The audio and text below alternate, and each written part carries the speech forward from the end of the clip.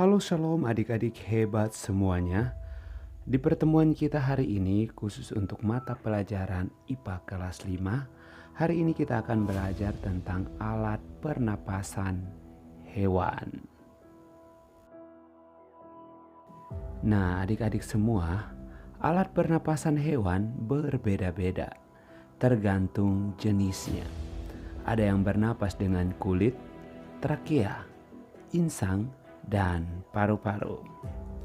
Nah, yang pertama adalah cacing tanah.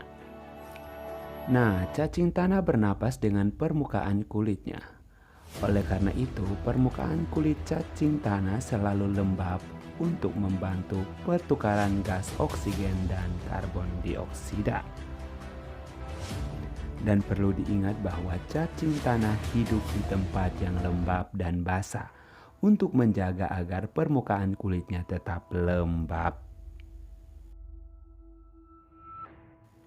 Oke, yang kedua adalah serangga.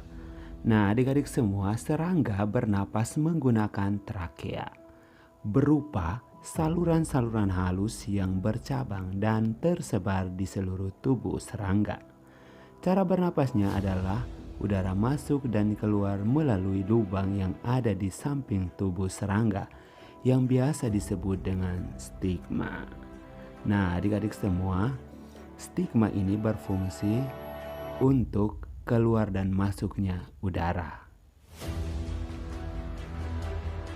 Nah, adik-adik semua, yang ketiga adalah ikan. Perlu diingat bahwa ikan bernapas menggunakan insang. Pada pernapasan ikan dalam keadaan tertutup, air yang mengandung oksigen akan masuk melalui mulut ikan. Lalu, mulut ikan tertutup dan air akan mengalir ke bagian insang ikan yang terbuka. Nah, di dalam insang inilah terjadi pertukaran oksigen dan karbon dioksida. Yang pertama, air mengandung oksigen atau O2 masuk melalui mulut. Setelah itu, oksigen atau O2 diserap oleh kapiler-kapiler darah pada lembar-lembar insang. Dan yang berikut adalah tutup insang terbuka. Air mengandung karbon dioksida CO2 dikeluarkan melalui insang. Oke, yang keempat adalah amfibi. Amfibi sama dengan katak. Nah, amfibi bernapas dengan paru-paru dan kulit. Kulit amfibi atau katak selalu lembab dan basah untuk membantu pertukaran udara ketika masih beruduh. Amfibi bernapas dengan insang, paru-paru, dan kulit. Oke adik-adik semua, yang pertama udara mengandung oksigen atau O2 masuk melalui hidung. Yang kedua, rongga dada membesar dan paru-paru juga ikut membesar. Dan ketika mengeluarkan CO2, rongga mulut dan paru-paru mengecil.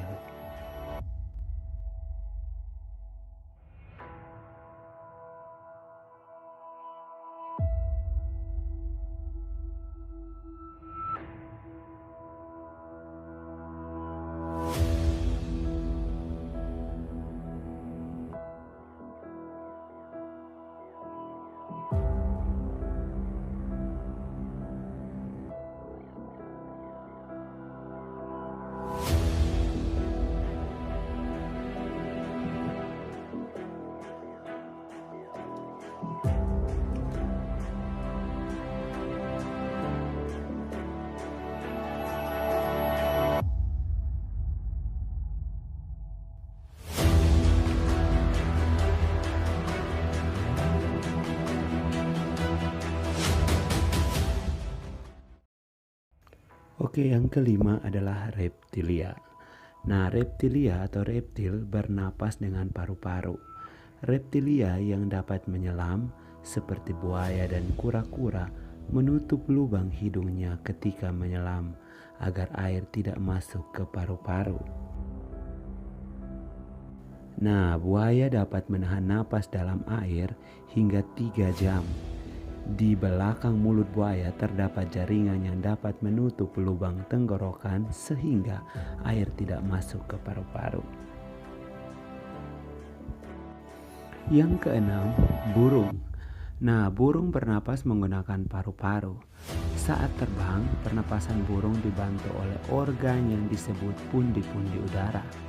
Pundi-pundi udara mampu menyimpan udara, tetapi saat terbang, burung tidak melakukan pernapasan dengan cara menghirup udara, melainkan dari udara yang tersimpan di dalam pundi-pundi udara, kepakan sayap burung membantu udara di dalam pundi-pundi udara mengalir ke paru-paru. Nah, pundi-pundi udara membantu pernapasan burung pada saat terbang. Pundi-pundi udara berfungsi menampung udara kaya oksigen untuk pernapasan dan udara kaya CO2 atau karbon dioksida untuk dibuang. Yang ketujuh adalah mamalia. Nah, mamalia bernapas dengan paru-paru sehingga sangat sesuai untuk hidup di darat. Namun, ada pula mamalia yang hidup di air, yaitu paus dan lumba-lumba. Paus dan lumba-lumba dapat menyelam lama dalam air. Akan tetapi, hewan tersebut akan muncul ke permukaan air secara berkala untuk menghirup oksigen. Nah, adik-adik perlu tahu bahwa ketika muncul ke permukaan, paus mengeluarkan sisa pernapasan berupa karbon dioksida dan uap air. Setelah itu paus menghirup udara sebanyak-banyaknya sehingga paru-parunya penuh dengan udara. Oke, demikian pertemuan kita hari ini. Semoga video pembelajaran ini bermanfaat bagi adik-adik semua. See you next time.